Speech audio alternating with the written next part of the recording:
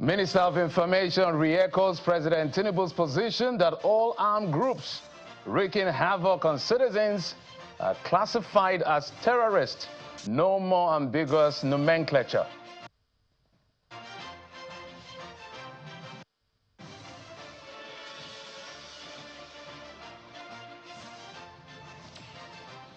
And the National Security Advisor, Nuhu Ribadu, visits Rivers State, applauds restoration of peace in the state, speaks on good times for the Ogoni people, says President Bola Tinubu is happy with Siminalayi Fubara.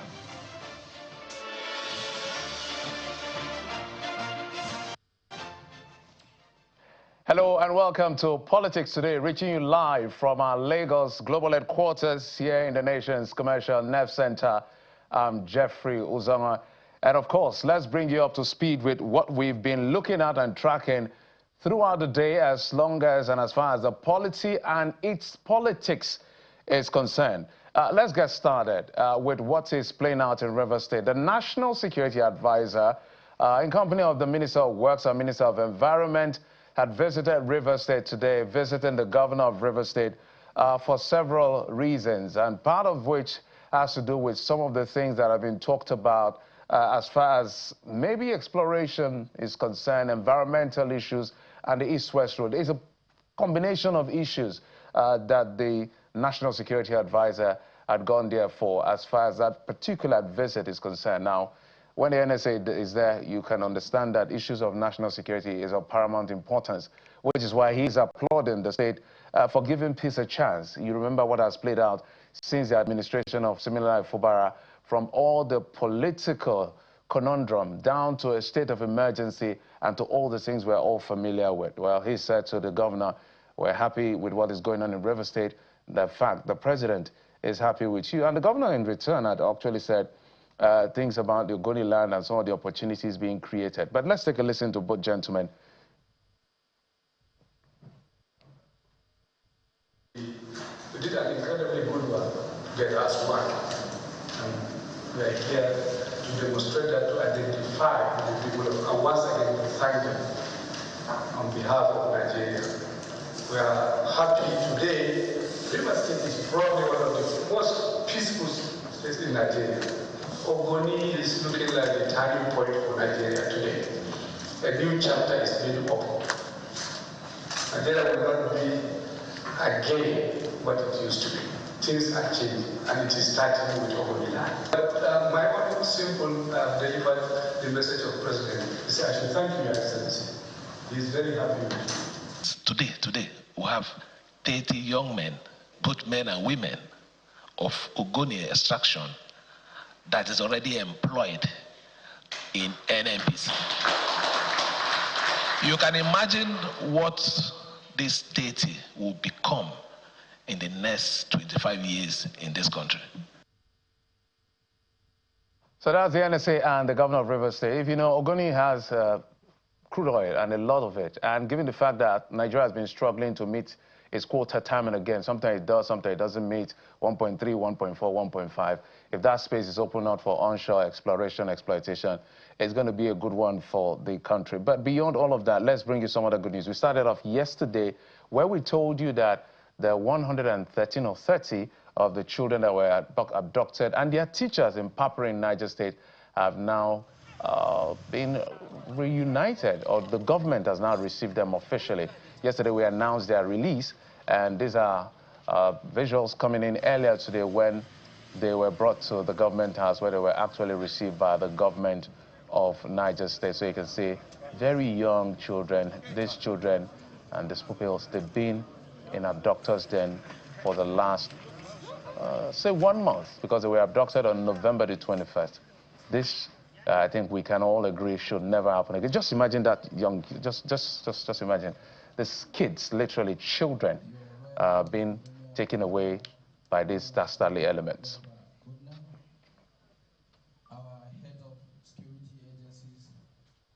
And perhaps it's the reason why the government is no longer using, is not mincing words anymore. The president has said at the budget presentation on Friday, look, there will be no mercy for anybody who is armed in any form because the full might of the state will come on that person. Well, today, the Minister of Information and National Orientation re-echoed that position. So we are hopeful that come 2026, these are not just going to be words, but they will be matched with action. Let's take a listen to the minister. Our gross domestic product, that's GDP, grew by 3.98% in the third quarter of 2025, demonstrating resilient and sustained expansion in the non-oil sector. Significantly, headline inflation has now declined for 8 consecutive months to stand at 14.45% in November 2025. The journey of 2025 was one of reinforcing and strengthening the foundations of the Nigerian economy. The mission of 2026 is to raise the edifice of a secure, competitive, and prosperous Nigeria upon that.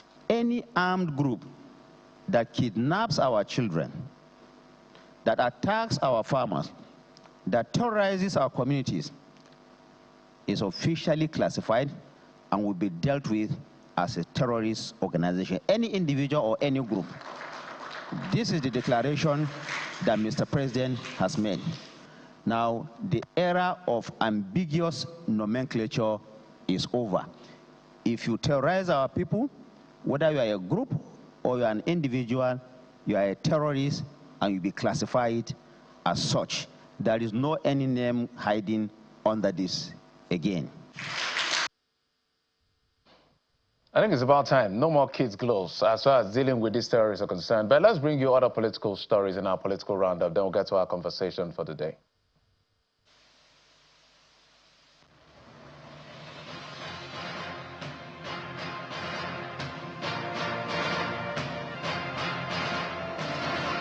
The National Security Advisor, Malam Nuhu Ribadu, has commended the Rivers State Governor, Siminalayi Fubara, for his responsible leadership, describing Rivers as one of the peaceful states in the country. Mr. Ribadu said this when he led a presidential delegation comprising of the Minister of Works, David Umahi, the Minister of Environment, Balarabe Lawal, and top officials of the NNPCL on a courtesy visit to the Rivers State Government House in Port Harcourt. The NSA explained that the federal government's delegation was in the state to consolidate on the ongoing peace efforts in Ogoni land. He adds that a new chapter is unfolding in Ogoni and Nigeria will no longer be what it used to be, with the transformation beginning from the area. The People's Redemption Party has called for the suspension of the newly enacted tax reform laws signed by President Bola Tinubu, backing the allegation that the version gazetted and released to the public differs from what was duly passed by the National Assembly.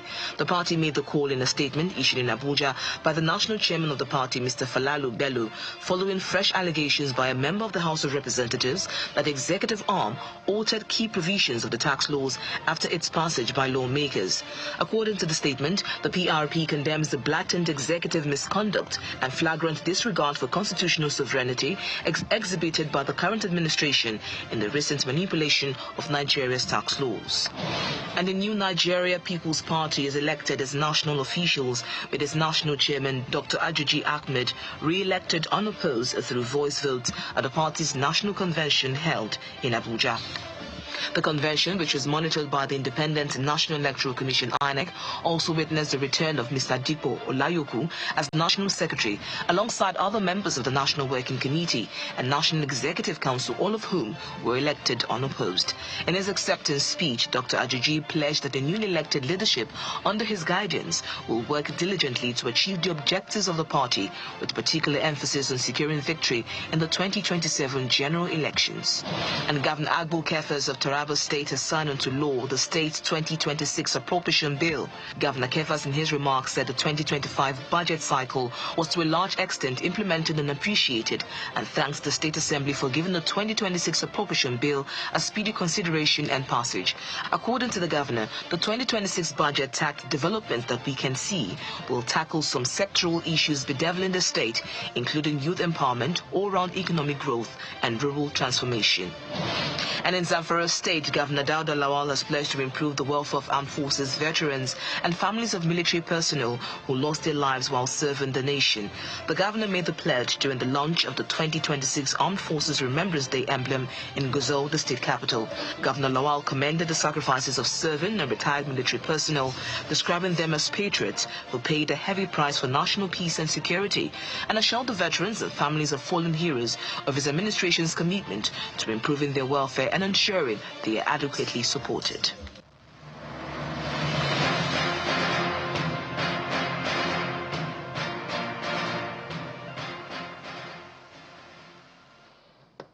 Welcome back. So let's get to the conversation for the day. Two issues, but let's start with the very first one that has to do with national security.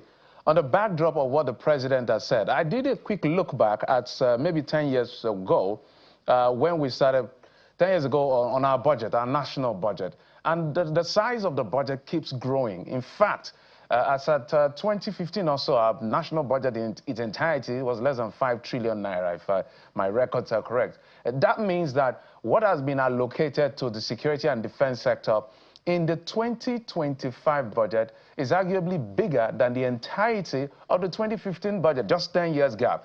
That tells you the importance of national security and perhaps the attention being paid to it. But is the money matching the results? That's the big conversation today on the program. Kabri Odomo is the CEO of Beacon Security and Intelligence Limited. He joins us from our Abuja studio. Dr. Kabri, thank you so much for coming on the program.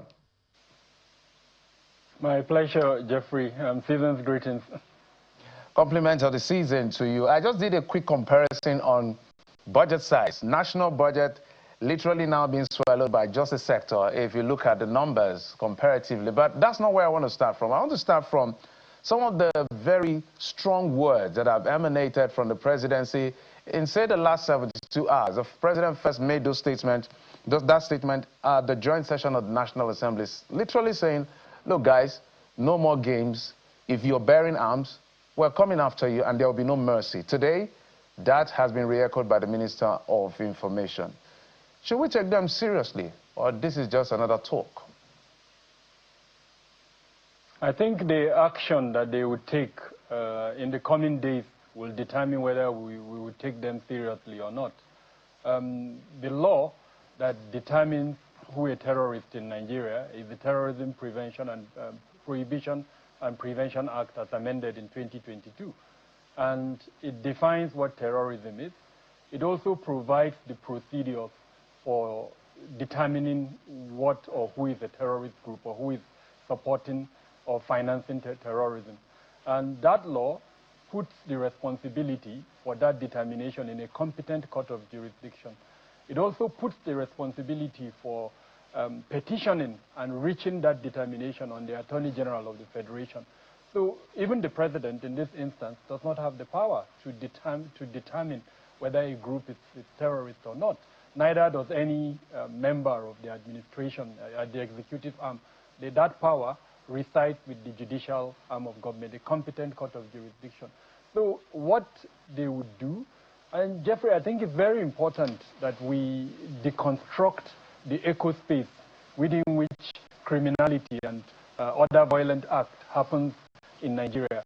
At the last time I attempted to count the number of armed groups in Nigeria, I came up with about 80 different armed groups. Understandably, some of them are already terroristic. They've already been determined as terrorist groups.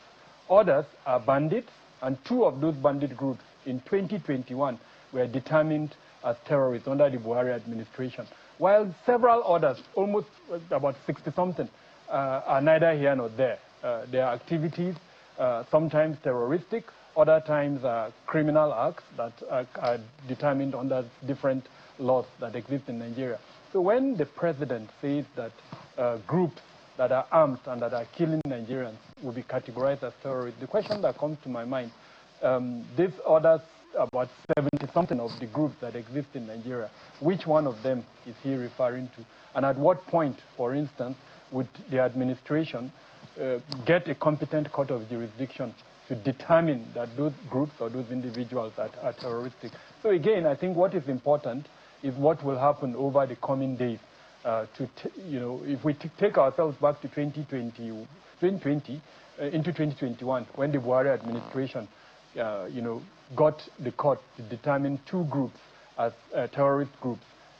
They went to a competent court of jurisdiction, and then the court ruled that those two groups, bandit groups, are terrorist groups. So that's what we hope to see under this administration to, identify the groups, get the Attorney General of the Federation to determine through a competent court of jurisdiction that those groups are terroristic.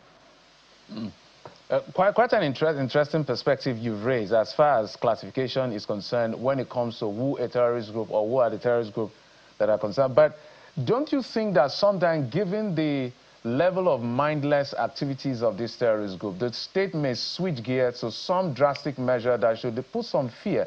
The state is actually supposed to have the monopoly of violence. On the day where the state loses the monopoly of violence, it's a failed state. So don't you think that that exigency requires some level of drastic measure as much as possible? So I personally do not think we need classification to allow us to deal with the threat. There are different laws for different activities in Nigeria. It is not the classification that empowers the different security organizations to go after the threat factor. So in this instance, if it's a bandit group, banditry is a criminal activity that has been criminalized in Nigeria. We don't need, to upgrade it, for instance, to terrorism before we go after the bandit group. Same way, I mean, if for political reason, for instance, when we bought the Super Tucanos and we entered an agreement with the country that sold those Super Tucanos that we cannot use the Super Tucanos for non-terrorist groups, and then for that reason we decide to classify them, then maybe that's understandable. But I don't think that's where we are at the moment. Yes, it is absolutely important that law enforcement components go after these groups without necessarily waiting for classification. And it leads us to the question of accountability. Why are we not holding our security departments, ministries and agencies accountable?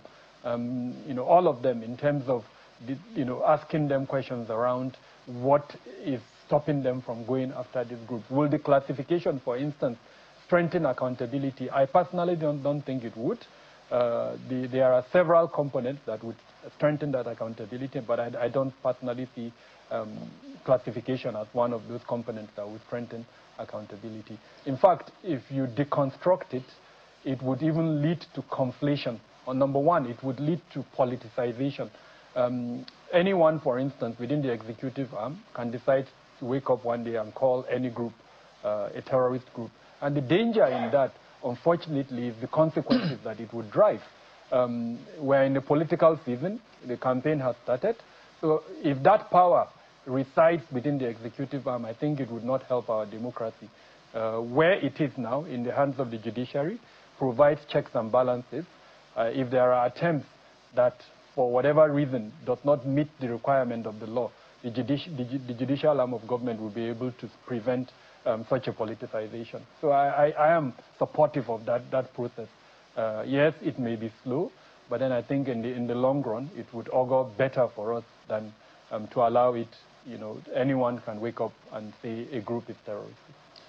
We're going to come to the issue of the state being able to be swift in action. We'll see what Nigeria did with Benin Republic. But my next question, I'm looking at a few numbers and a few data, which I would like you to help us interpret, because you also belong to the intelligence community. In the last, say, 10, 11 years, we had the Chibok incident where over 200 girls were abducted in Chibok. And then we had the Dapchi incident where we had over 100 girls abducted. And then this is record high, the latest one in Niger State in Papri, which is over 300 children and their teachers abducted. Now, I'm looking at those children. Literally, it's horrifying to see that those kids, they could be your children, my children, being in the hands of abductors, and see the way they came out. It feels to me that there's a messaging that these abductors and these terrorists or these groups are trying to send to the Nigerian state. So two questions in one. Why is it easy to move such number of persons in Nigeria without being identified until they succeed? In 10 years, we've had 3 major, these are the ones that are on record, maybe there are others.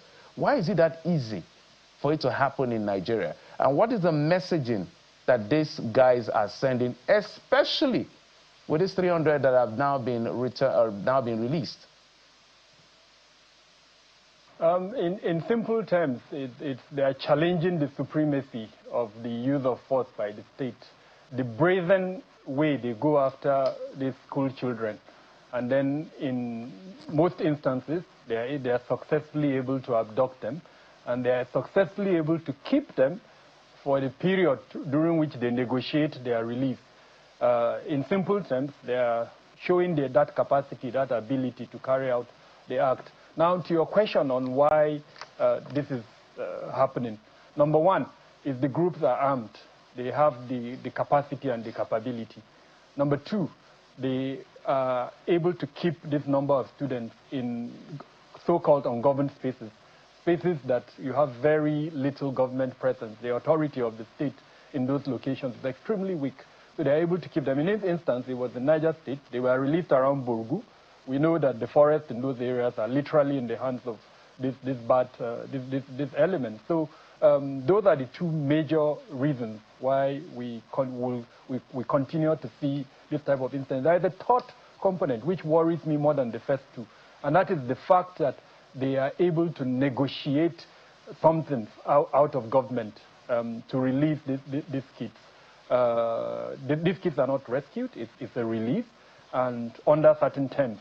Now, the fact that this is a negotiated release means that that group knows tomorrow if it wants something else from government, it would also carry out the same act, and then it will be able to negotiate whatever it is out of government. So that's extremely worrisome. If you want to end this, you cannot have a situation where you negotiate with these groups and then they're able to kind of get their way. But then what is even more important is to prevent them from carrying out the incident. So we must strengthen security around our schools.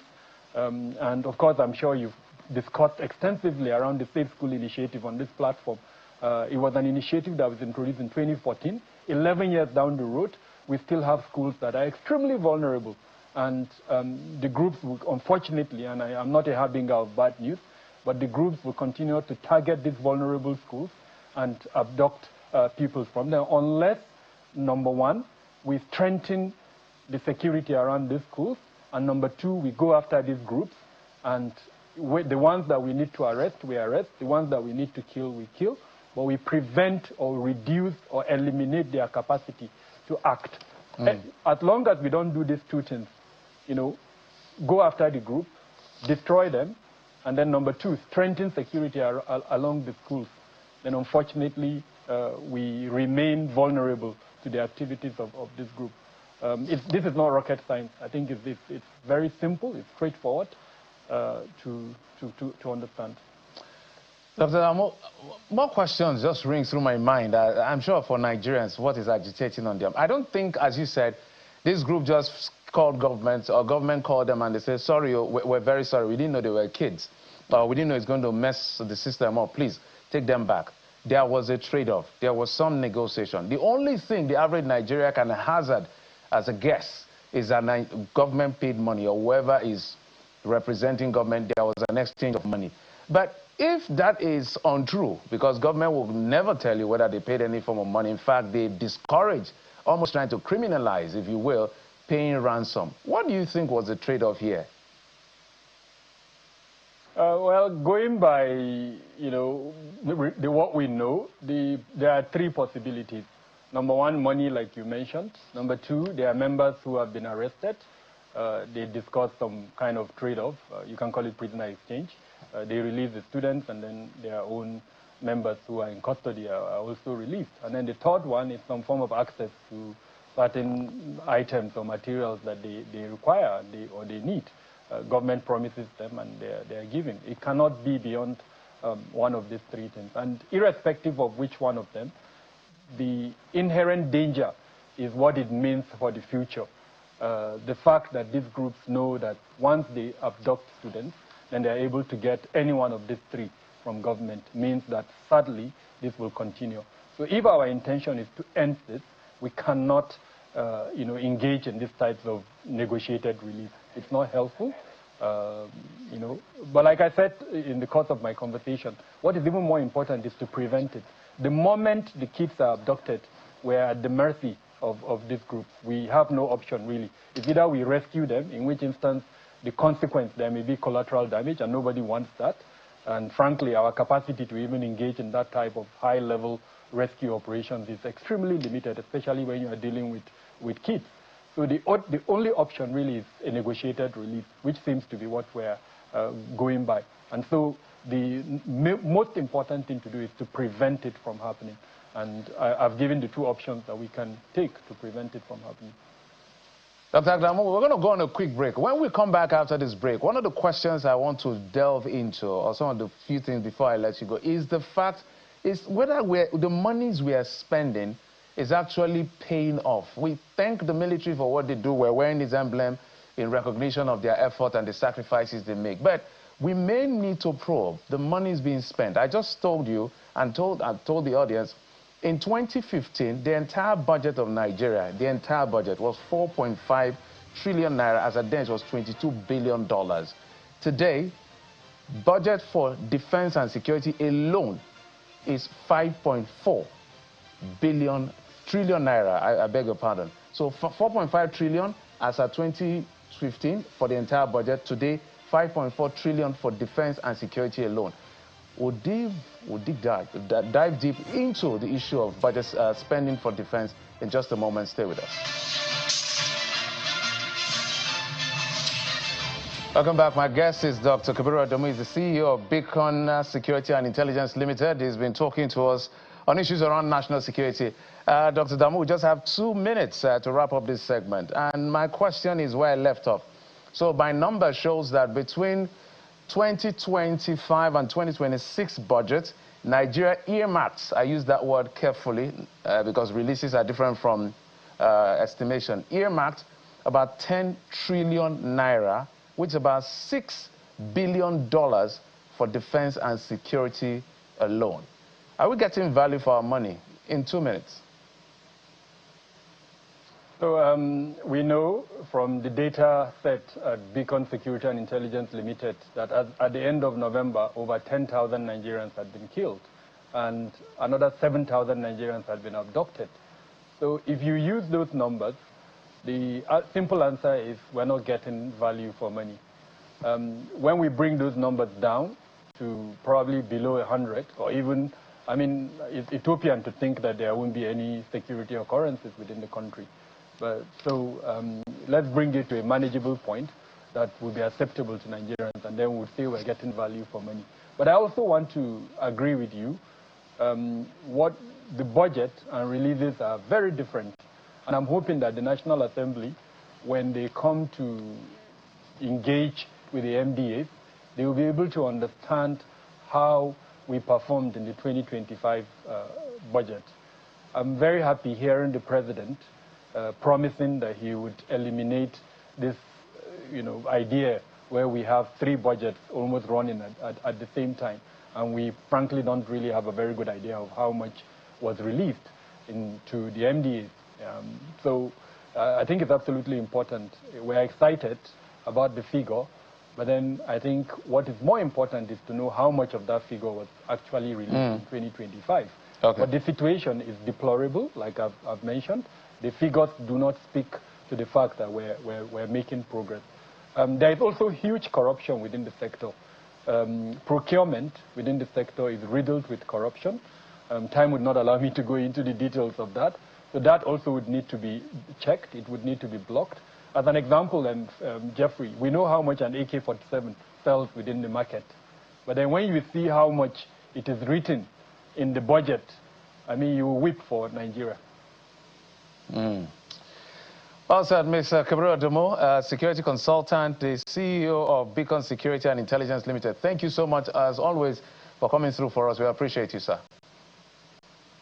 A pleasure. Thank you for having me. All right, we'll switch gears now to the National Assembly. A member of the House of Reps will be joining us in just a moment. We represent Newi South, Ekusigo Federal Constituency. And some of the things will be, now, as we speak, there are so many things that Nigerians are looking forward to. There are a couple of other things on the floor of the National Assembly. One has actually passed. The 4 tax bills, they've passed. But the issues around discrepancies in terms of some of the sections, argument over some things that are error beyond clerical errors, that's on one hand. There's also the constitutional amendment that is also going on the other hand. Then the big one is also the Electoral Act Amendment Bill, so that we're going to have new Electoral Act that will govern the new cycle of elections we'll be having from 2026, where we have some elections at the subnational levels, and then before the big one in 2027, which is called the 2027 general election. Now, this is one place that Nigerians need to pay attention to, because a lot of people can agree, and we can almost believe that if our institutions are strengthened, such that places like INEC are strengthened and insulated from some of the shenanigans we see being carried out by some members of the political class, then we can begin to restore confidence in the life, in the hearts, in the minds of citizens to be able to believe that their votes count. There's one thing that is absolutely difficult to do to Nigerians now, and that's been to convince them that their votes count, because when they see what happens, they are convinced that their votes do not count. And the only way to rectify that in the democracy is to strengthen the laws that govern the electoral process. And so that is going to be the first part of my conversation with the lawmaker. But just let me run you through a few things as far as the Electoral Act Amendment is concerned.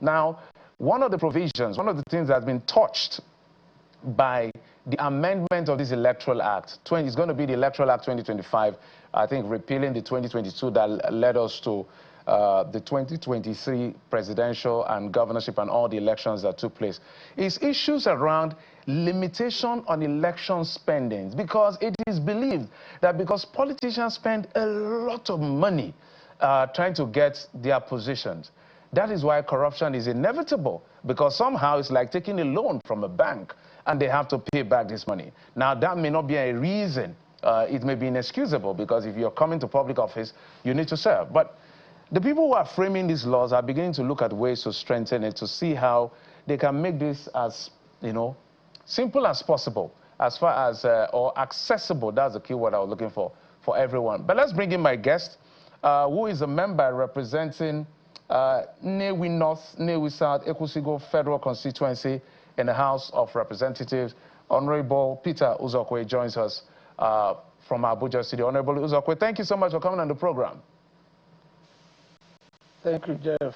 I'm grateful to be here. Honorable Uzokwe, let me start with the one that Nigerians are a bit, they're literally squirming on. There are a couple of things that have been passed by you and your colleagues, the clause-by-clause consideration of the Electoral Act Amendment Bill. One of which that was applauded is the electronic transmission of results in Section 60. So now it is mandatory, it is a law, it is not just a guideline that has to happen. That has been applauded. But one of the parts that has been criticized by a lot of people is the part that has to do with influencing delegates to cast their votes during primaries. What happened? What we understand is that you lawmakers did not agree to criminalize vote buying during primaries. Is that true? That is not entirely true.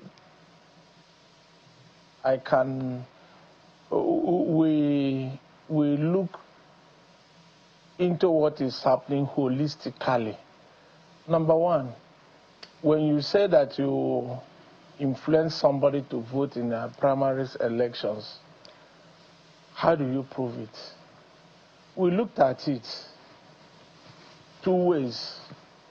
Number one, your opponent can bring up somebody that will give that person money to influence him. How do you prove it? By the time you struggle to prove that you don't know this guy, you knew him, look at the extent I knew him, the time must have gone. How do you prove that the person talking that you gave him money or influenced him has something to do with you?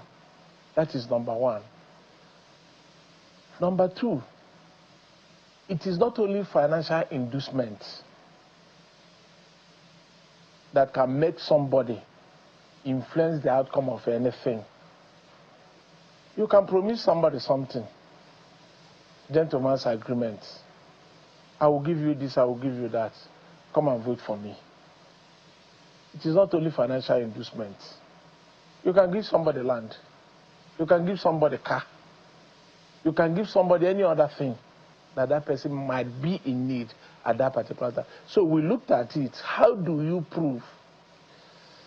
Can't your enemy use it against you? Honorable, my apologies. Just a moment. Honorable, Nigerians listening to you, I think even I am trying to wrap my brain around it. If it is easy to prove vote buying during regular election, it's not rocket science to prove vote buying during primaries. We've seen primaries in this country by political parties where it is literally rain of dollars. And we can go on and on. In fact, I think it's the 2022, some of the primaries that happened. A gentleman in the north, I can't remember, I need to Google that, who actually was sharing the money he got as largesse from being a delegate. It's like they are the bride of every, especially for indirect primaries. So when you say, how do you prove? You cannot prove. Your enemy can use it against you. I don't know whether that comes across as tenable in the minds of Nigerians. It is. It is. Let me use the general elections that we have been indulging. We can only hear about, or we saw vote buying. How many of these vote buyers have we prosecuted? The giver and the taker, that in equal proportionate of that offense. I am not saying, if I stand here before Nigerians and say, we don't spend money, we don't influence election outcomes, I will be the greatest liar. But the onus, he who alleges must prove. You can fly dollars. Did that person tell you that Mr. A gave him the dollar? Secondly, you are talking about Mr. A gave $10,000. Mr. B gave 10,000. How do you go on with that, such an election? You disqualify every other person and start afresh. How do you go about it? I think... let me come. Yeah, no, my apologies. I will allow you land. It's just we're due for another break. My sincere apologies. Because it looks like the lawmakers are looking for a way, or the politicians in this are looking for a way to dismiss this in its entirety. I don't know whether Nigerians truly agree. If it will come to punitive measures to be able to deter this, it has to happen one way or the other. But we'll be right back after this break. Welcome back. Member representing Nnewi North, Nnewi South, Ekusigo Federal Constituency in the House of Representatives, who's from Anambra State, is my guest, joining us from Abuja studio. Honorable, thank you for your patience. Honorable, I guess the question I'm asking without being direct, as you continue in your thought, is, in the minds of Nigerians, there has to be a way to criminalize vote buying during primaries. But you can go on, sir. Jeffrey, let me plead that you give me new phoenix wings to fly at my desires. We don't have time. Let me tell you, most of the things that are bothering common persons, common voters, it is not even where you are going to. Number one, let me fly around what we amended. How can the courts, our courts, stop determining who represents the people? That's number one. The masses might vote for Mr. A. The court will give them Mr. C, representing them, against the wishes of the people. Number two, how can we stop one person standing for primaries in two different parties? You go to party A and you stand for primaries. You lost. Party B will pick you. We looked at it and we said, only those people who are in the registers of any political party 30 days before any primaries can stand the election, can vote and be voted for. Which means 30 days, if you go to Party A to stand the election, you have submitted Party A has submitted their register 30 days before that election. Number two, how do we, in 2026 now, we will start doing everything about the election. Governance will be reduced to BRS minimum. 1 year to that election. How do we give people value for their money? We decided that every activity, like primaries and every other thing, not later than 180 days. But INEC, in their wisdoms, submitted that they need at least 210 days. These are the things we should look at. And let me come in here and let me thankfully greet my people. When I stood for my election, nobody collected money from me because I did not have that money. That is why I'm working hard to satisfy my constituents. It was a common knowledge that Peter Uzokwe did not have 1 naira to give, and they say we must vote for him. I neither cheered rice nor 1 naira. Thank God for Emefiela. But here I am today. How will I pay these people back? Go and check me out. I've been cheering rice without election coming. I've been empowering my constituents, the petty traders. These are the things that the voters will encourage us. The voters own us, not we. We cannot weaponize poverty in order to subdue people to vote because of money. Giving people in America, you will spend money maybe in communication, but in Nigeria, because we the elites, we have weaponized poverty, that people will ask, give me money for me to vote for you. And I ask them, please stop accepting money. When you accept 20,000 naira for a vote, 10,000 naira for a vote, you are selling your 4 years. All right, Honorable, let me come in here because of time. I think I agree with you totally that all the issues you've just raised now, they are equally important. But we're looking at issue of access and not leaving the space entirely to people with war chests. That's why we're probing the things that can limit access, which is some of these inducement during primaries, especially for indirect primaries. But let's go to another part as well. And that has to do with elections. Can I ask you, can I answer that? Go ahead, please.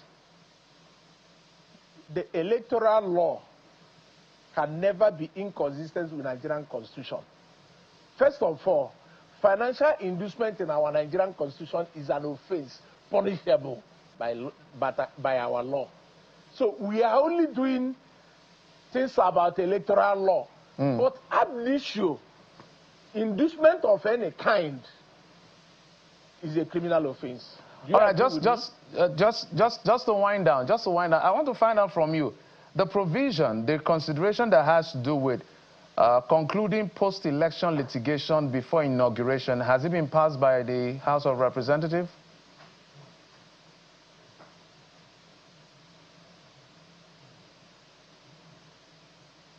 Did you hear me, Honorable? Did you get my question? Yeah, I was saying that, you know, we're trying to, one of the things that was advocated for is that election litigation, post-election litigation must end before inauguration. Has it been passed by the House of Representatives? No, you know, we've not gotten to that. We are going section by section. But be rest assured that 360 members of our House of Reps, we are all in for it. That our elections litigation must be done before inauguration of that house. Let me, if I don't support that, I won my election, I was in court for 1 year. I was just inaugurated 8th of February 2024.